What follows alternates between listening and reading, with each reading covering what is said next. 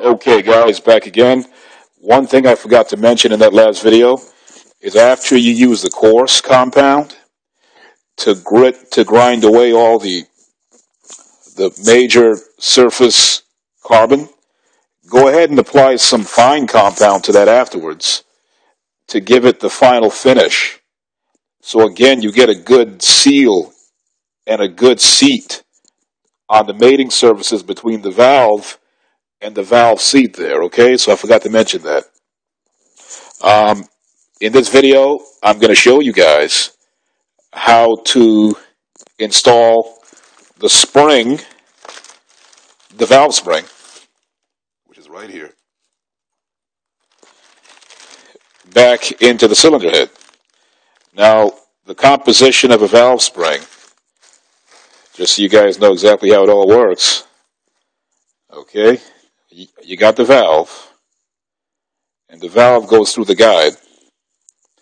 The spring will be positioned on the top part of the head, so it pretty much goes like this, and you got the cap here. Of course, I'm not sure if the proper name is cap, but it sits on top of it. And very important, you got these little keepers right there. You got two keepers. How the keepers work is they sit right there on this indention. Let me go ahead and pop it in there so you see. So you got two keepers. They go in the top part, and they sit in this indention, and it's them sitting in that indention that prevents the spring from flying off and destroying your engine.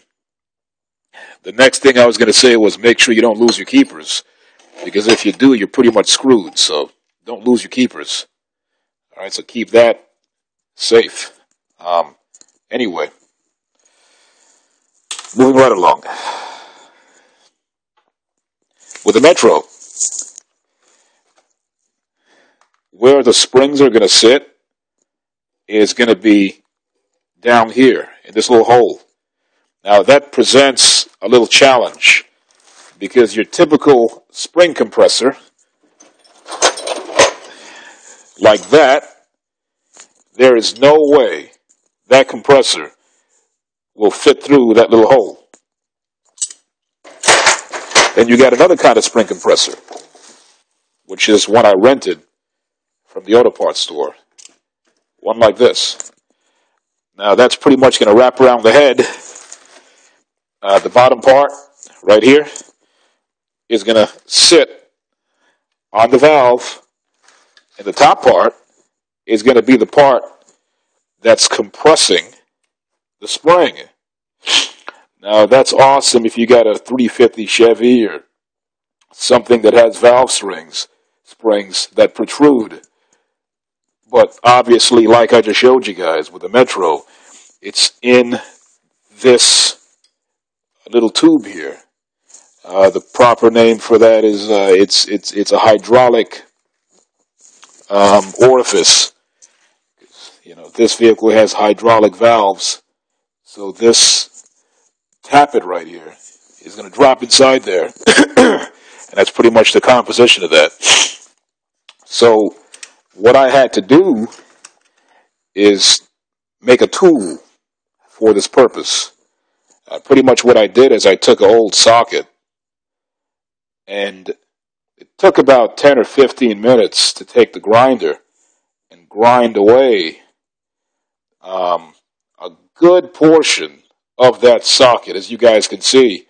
And the purpose, if you can visualize it, is so that the socket, well, no need to visualize it in your mind. I'll show you